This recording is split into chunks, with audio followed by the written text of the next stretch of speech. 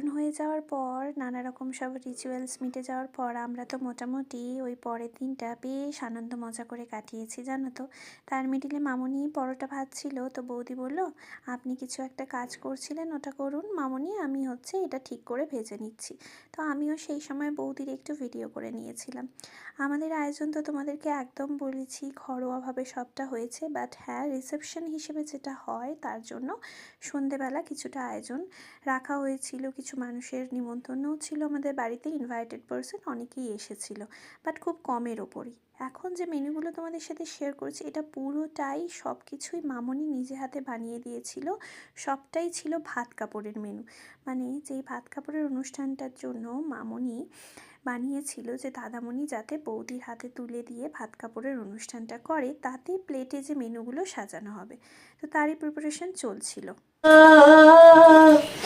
জাগো শ্যামের মন মোহিনী বিনোদিনী রায়।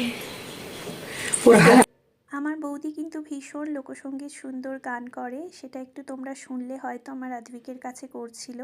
এই যে এখানে টোটাল প্লেটটা রেডি, ওকে যে ইয়ারিংটা দাদামণি দেবে সেটা, তার সাথে পায়েস, মিষ্টি, আইসক্রিম, 5 রকম পদের ভাজা, ডাল, ফুলকপির তরকারি, মাছের মাথা দেওয়া সব কিছু ছিল।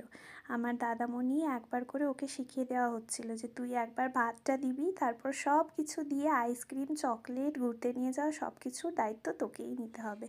তার সাথে কাপড়, গিফট, মানে সিঁদুর, আলতা সব কিছু দিয়েছিল।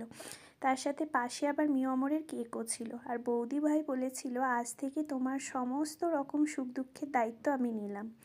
আমার বৌদি ভাই না ভীষণ মিষ্টি জানো তো, আমাদের বাড়িটায় বেশি কিছু চাই না, শুধু চাই হাসি খুশিভাবে যাতে সবার সাথে মিলেমিশে থাকে।